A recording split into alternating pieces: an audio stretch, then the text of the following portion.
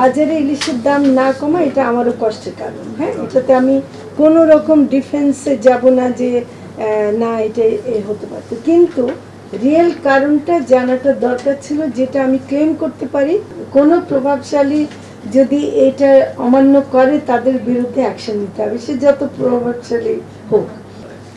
আমার আউটপুট হবে আমার চেষ্টাটা, কারণ আমি প্রথমত চিহ্নিত করার চেষ্টা করলাম। আমি শুধু তো ঘোষণা দিয়ে দাম কমাতেই পারতাম বা একটা বড় অভিযোগ করে, আর আসলে আপনারা যে কমানোর কথা বলছেন সেটা ঢাকা শহরেই যদি আমরা কমাই তাহলে আপনারা খুশি হয়ে যেতেন, কিন্তু আমার চেষ্টা আমি বিফল বলবো না এই কারণে যে আমরা একেবারেই মাঠ পর্যায়ের তথ্য এনে বলতে পারছি যে কি কি কারণে হচ্ছে না, এবং এইটাও বের করেছি যে এটা গত 1 বছরের ঘটনা না, এটা কিন্তু গত 2020 থেকে কিন্তু কমে আসছে।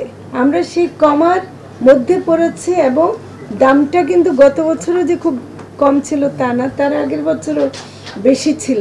তো ফলে এটা আমি আমার ব্যর্থতা বলবো না, আমি বলবো যে আমার একটা আমি দেখে যেতে পারলাম এটাই হলো যে কিন্তু আশা করি, আমি খুবই আশাবাদী যে আগামীতে অন্তত পরিবর্তন হবে। কোনো প্রভাবশালী যদি এটা অমান্য করে তাদের বিরুদ্ধে অ্যাকশন নিতে হবে, সে যত প্রভাবশালী হোক, এবং সেটা আমরা চেষ্টা করব।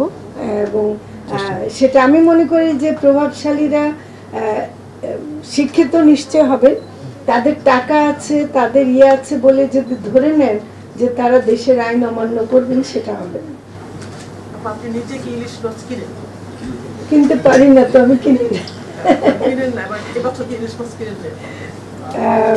কিনি নাই বললে ভুল হবে, কারণ আমি কিছু গিফট দিয়েছিলাম কিছু মানুষকে, ওই দামেই কিনেছি। 2000 আমাকে যারা এনে দিয়েছেন কেউ 2000-এর বেশি, তাই না? এরকম ওই দামেই কিনেছি যেটা, তবে আমরা আনাতে পেরেছিলাম যেহেতু বরিশাল থেকে, তবুও দাম বেশি ছিল।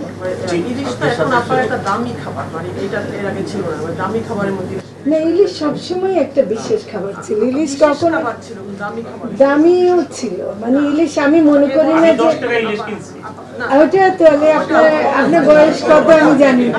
মোনালিসা হেভি ফ্লো 15 পিস প্যাকেটের সাথে 8 পিসের একটি প্যাকেট একদম ফ্রি।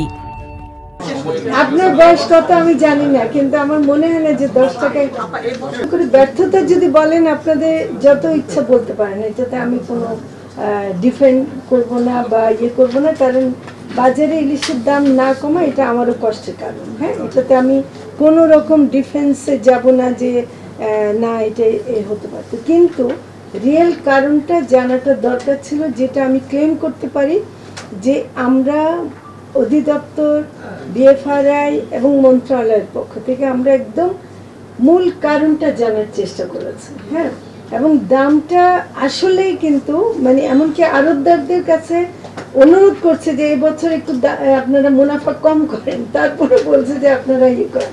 আমরা সিটি কর্পোরেশনকে বলেছি যে তারা যেন ওই টোলটাও না নেয়, যেসব কারণ এক্সট্রা কারণে বাড়ে সেটা পর্যন্ত, কিন্তু আসলে প্রাপ্যতাটা একটা ফ্যাক্টর ছিল। এবং কিছু জায়গায় যেটা আমার একটু সন্দেহ হয়, সেটা আমরা একটু খোঁজ করব যে কেউ হোল্ড করে রাখছে কিনা, মজুত করে রাখছে কিনা, এটা দেখার বিষয় আছে। তবে এই মুহূর্তে আমার কাছে সে তথ্যটা নাই।